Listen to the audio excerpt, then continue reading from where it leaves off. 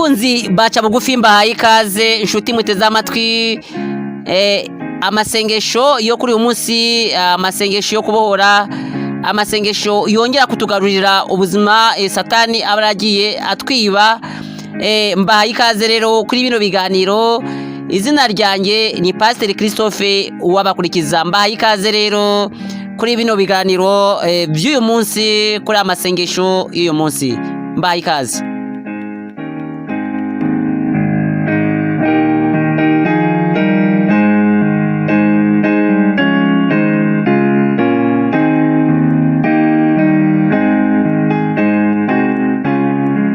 Ndagira ngo rero mbamenyeshe ko rero uyu munsi nk'uko nawe babwiye tugiye kumva intahe, ubuhamya bw'umuntu wakize yari amaze igihe arwaye, ariko hamwe no kwizera Imana iramukiza, Imana imugira neza, Imana iramubohora. Ndagira ngo rero inshuti uteze amatwi uze kumva cyane, wumve neza ineza y'Imana uno muntu yagiriwe. Hanyuma nyuma yo kumva ubu buhamya tuhita twumva ijambo ry'Imana, ijambo ryo kubohora. Nyuma y'iryo jambo ry'Imana tuhita ko dusengera abantu babyiteguye kandi bizeye Imana ko iri buze kubatabara. Imana ishimwe cyane kandi ihabwe icyubahiro. Reka dutege amatwi ubwo buhamya bwa mwene data.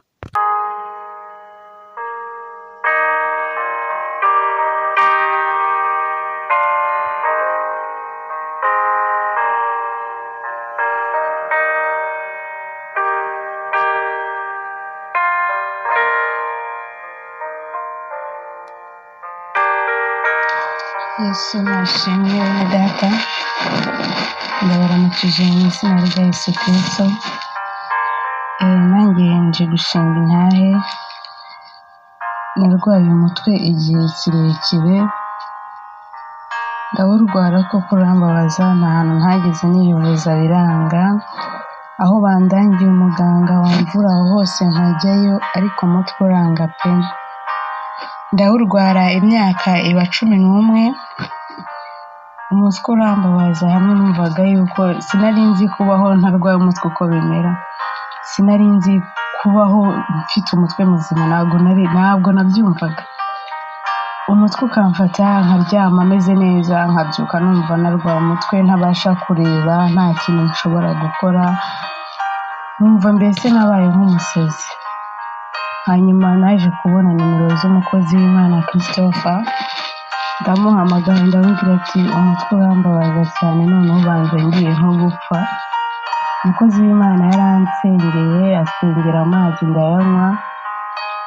Mu kwezi kwa 8 yaransengereye, ubu tuvugana uno munsi sindongera kubabara umutwe, sindongera no kunywa ikinini. Rero bantu b'Imana, nagira ngo rwose mufashe gushima, kandi n'abandi bantu mufite ikibazo nk'icyo nari mfite, mwumva ko ubuzima burangiye. Ni ukuri hari Imana ikiza indwara, aho umuntu yumva birangiye Imana ikamwereka ko ubuzima bukomeza. Njye ntabwo nimvishaga yuko nshobora kumara umunsi ntanyweye ikinini cy'umutwe. Nari ngeze ku rwego bampa ibinini byo kunywa mu gihe ndi kuribwa umutwe mpite nsinzira, ariko Imana yarangiriye neza, ubu meze neza, ndabyuka nkumva meze neza, ubu ndidegembya. Ni ukuri Imana ya Christophe ni Imana ikiza, ni Imana ikora. Ni ukuri nongeye kumva nongeye kugirira Imana icyizere cyane, kuko hari aho byagera nkavuga ati banza Imana itambona, numva nshigiye. Ariko Christophe amaze kunsengera, ni ukuri muri ca bugufi harimo Imana, ni ukuri pe, harimo Imana pe. Ndabashishikariza kujya mukurikira, kandi rwose intahe yanjye ikomeze n'abandi abari bacitse intege. Ni ukuri mwongere mwumve ko dufite Imana, musubizwemo imbaraga. Ndakubwira ko umutwe nari nkufite kuva 2009, ariko nongeye kugira ubuzima mu kwezi kwa 8. Kuva mu kwezi kwa 8 nko ku itariki 3 kugeza uyu munsi ntabwo ndanywa ikinini cy'umutwe. Rero bakundwa, mwongere namwe mwizere Imana, kuko Imana ishobora byose. Murakoze. Umukozi w'Imana, Imana umugisha kandi ikomeze imukomereza amaboko. Ni ukuri n'abandi bantu mwese mushyigikiye umukozi w'Imana, Imana ibagirire neza.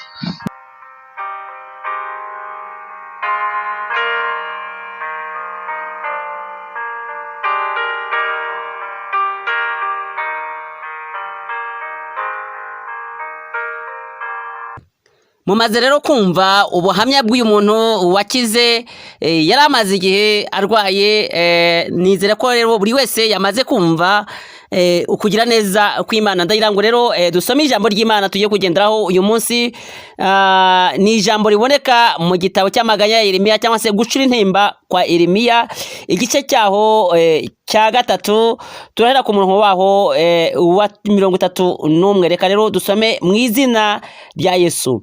Kuko Uwiteka atazagira ubwo areka umuntu iteka, naho yababaza umuntu, ariko azamugirira ibambe nk'uko imbabazi ze nyinshi zingana, kuko atanezezwa no kubabaza abantu cyangwa kubatera agahinda. Imana yacu cyane. Uwiteka rero arahari, ni umwami, ntabwo yifuza yuko abantu bagira umubabaro, ntabwo yifuza ko abantu bagira agahinda kugezaho umuntu agira ibyiringiro bikeya. Uwiteka rero arahari kugira ngo agutabare, akugire neza. Nizera neza yuko rero wamaze kumva ubuhamya nawe kubwira ijambo. Imana rero ntabwo yifuza yuko uguma mu mubabaro, ntabwo yifuza yuko uguma mu ntambara, ntabwo yifuza ko uguma mu burwayi bwakubaye ikibazo, ntabwo yifuza yuko ukomeza kuremba cyangwa se kugira ibibazo bikomeye cyane. Ahubwo Uwiteka yifuza yuko akugira neza kandi akakubohora izo ndwara ufite. Ndagira ngo rero ujye ahantu rwose wumva hatuje kandi hameze neza, kugira ngo ukurikirane aya masengesho. Imana ishimwe cyane kandi bihabwe icyubahiro. Nizeye ko rero uri ahantu witeguye cyane kandi ufata wumva ubabara, wizera Imana. Imana ikubohore, Imana igukize, ikubohore ku bw'izina rya Yesu Kristo, umwami n'umukiza wacu.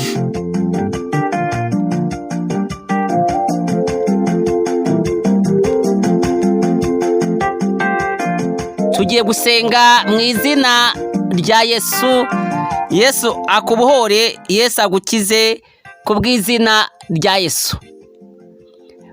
Mana yacu, Mana nziza, Imana ifite imbaraga n'ubutware n'ubushobozi, imbere z'ubwiza bwawe niho turi turagushima, kuko wagize neza kubana natwe, warinze umubiri n'ubugingo bwa bene data, urababohora kandi babona ukuboko kwawe ku bw'izina rya Yesu Kristo. Ibyo ndabigushimira ko hari igitangaza wakoze, kandi biciye muri amasengesho atambuka kuri cya bugufi.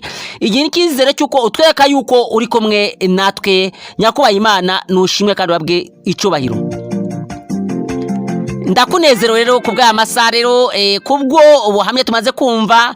Ndasenze kubw'izina rya Yesu Kristo kugira ngo utabare n'abangaba bizeye kandi bafashe bategereje yuko utabara. Mana nziza rero ndakoreka abagabo bafasheho, abagore bafashe, abakobwa bafashe, abasore bafashe, ndetse nabo bafatiyeho kugira ngo babohoke bakire. Barizeye, bizeye ijambo ryawe, bizeye gukora kwawe, bizeye igitangaza cyawe. Nanjye mu izina rya Yesu Kristo ndasabye kugira ngo Mwayimana ubuzima bwabo ubakize kubw'izina rya Yesu Kristo. Turahagaritse ubushobozi bwa Satani, imigambi yose ya musekibi turayisambuye mu izina rya Yesu.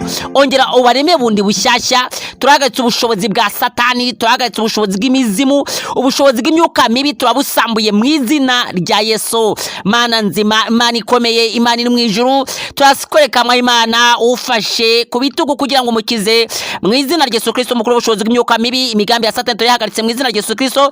Ndahagarika ubushobozi bw'imyuka mibi. Turasengera Data twese uriya muntu ufashe ku maso kugira ngo umukize, arwaye amaso, mubohore mu izina rya Yesu Kristo kandi mureme igitangaza, kandi mufate umukomeze. Hari n'ufashe amatwi, ndasenze mu izina rya Yesu Kristo kugira ngo umubohore amatwi akire kandi azibuke, ahora abira, ariko Mwami Yesu ni wo kumukiza, kumubohora kandi ukarema igitangaza ku buzima bwe. Uri Imana, uri Imana nzima, uri Imana ikiza, uri Imana ishoboye. Niyo mpamvu nkweretse Data wa twese. Hari n'undi urwaye mu nda, afashe mu nda, Mwami ndasenze mu izina rya Yesu Kristo buriya burwayi bwose buri mu nda, kimwe n'abandi bose bafashe, kugira ngo ubakize, ubakize uburwayi bwo mu nda, ubakize uburwayi bwo mu mara, ubakize uburwayi wabaza mu nda mu izina rya Yesu Kristo, kandi ukize abantu ibifu mu izina rya Yesu Kristo, kandi indwara z'igifu zikire mu izina rya Yesu Kristo. Ndahagaritse ubushobozi bwa Satani mu izina rya Yesu. Urera Mana, urashoboye kandi uri umunyembaraga. Haleluya. uri Imana nziza. Turasengera uriya umudamu nawe utegereje kuvyara.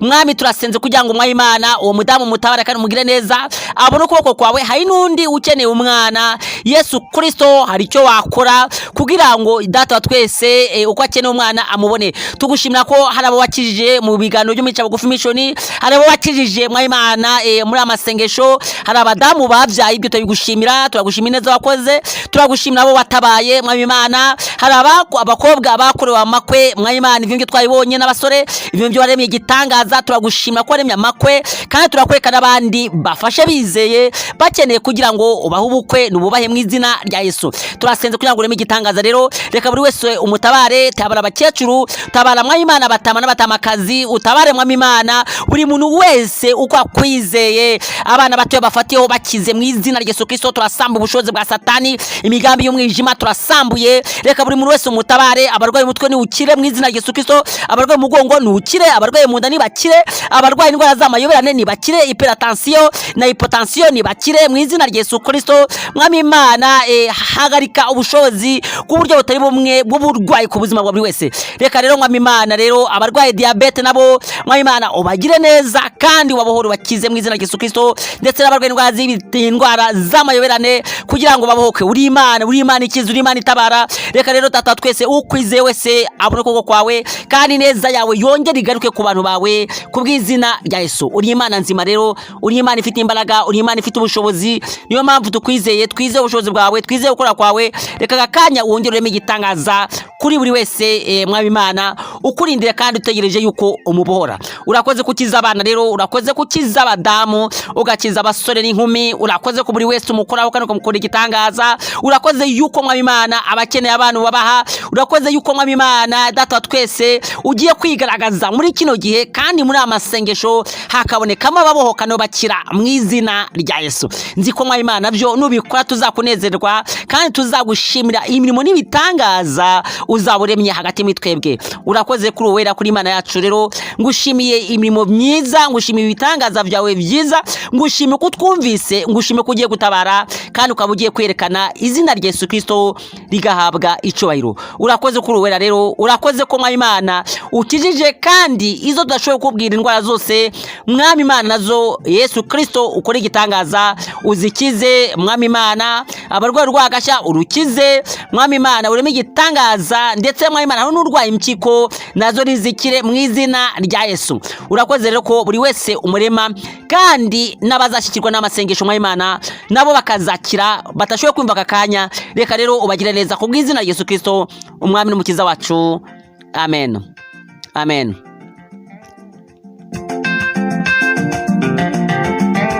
Nshuti rero waruteze amatwi aya masengesho yatambukaga kuri Ca Bugufi Mission. Ndagira ngo ko aya masengesho tugiye kuyasoreza ahangaha, ariko nkubwira ko ushaka kuduha ubuhamya watwoherereza ijwi ryawe kuri nomero guteranya 150 78 82 648. Iyo nimero rero iri no kuri WhatsApp, urashobora kuhajya rero ugahita ko utwohereza ijwi ryawe ryuko Imana yagukijije. Ikindi kandi urashobora nanone no kujya kuri YouTube ugahita ko utubona aho wandika Ca Bugufi Mission, ugahita kubona ibiganiro byacu, ukibuka gukora like cyangwa se comment cyangwa se subscribe. Mbifurije rero kugira ibihe byiza nshuti mwe muteze amatwi aya masengesho, nawe butakwa mbere mu biganiro dusanzwe tubagezaho bitambuka kuwa mbere ndetse no kuwa gatatu no kuwa gatandatu. Ndi wabane namwe. Shalomo nakagaruka.